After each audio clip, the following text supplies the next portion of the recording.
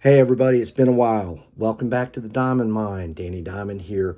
We're going to jump right in with my best of 2023. All right, here we go. I'm glad you're here. I'm glad to be here. All right, the first seven are going to be in alphabetical order according to the artist's name. And then I do have a top three.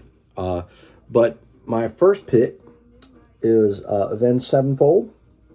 This is one of those records where I don't know that there's a particular standout song. It's a very interesting ride and a very different kind of album from this band who've been away for a while. So I was glad to see them return. I've been into them since City of Evil came out nearly 20 years ago.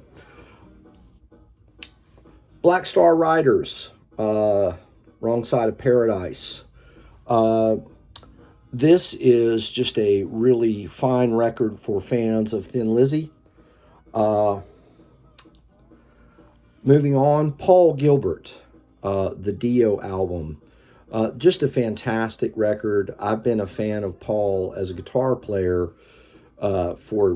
since the mid to late 80s. Really, I started playing guitar around 1985 and got into Paul Gilbert shortly thereafter, and was really influenced by his first instructional video. There's a really famous right and left hand synchronization exercise that many people who grew up playing guitar around the time that I did adopted, but I would say what he's doing now, it's even more influential for me personally. His whole approach of playing vocal melody lines on lead guitar. This is just fantastic for fans of Paul or of the late great Ronnie James Dio. All right, Mammoth 2 from Wolfgang Van Halen. This, in my opinion, is better than the debut record, which was quite good. But this is more of a true band effort. I really like it. Check it out. Trevor released yet another fantastic album last year. This is called Rio. My bass player turned me on to this, so thank you, Swaggy. Great record. Check it out.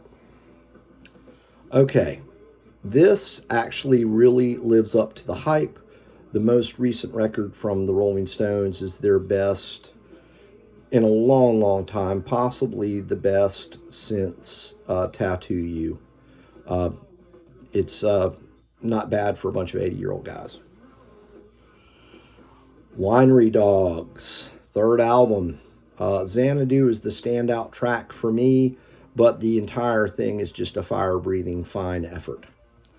Okay, now this next record, this is my third favorite record of the year.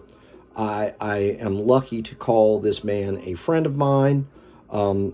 He's always been a very generous soul and supporter of everything that I do. I couldn't be more proud of the record he released this year.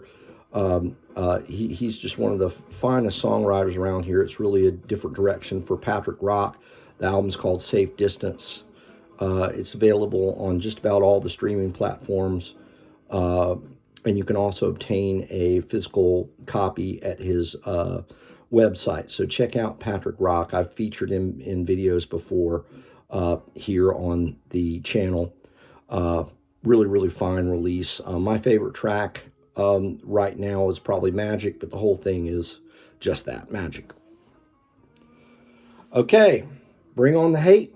But this is just a fantastic record, my second favorite of the entire year. 72 Seasons from the mighty Metallica.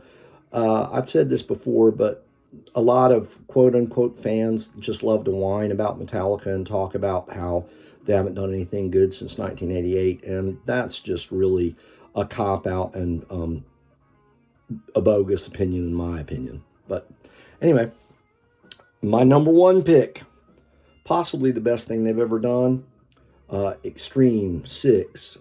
Just quite the career year for the band and Nuno in particular. Other Side of the Rainbow is probably my favorite track, but the whole thing is just wonderful.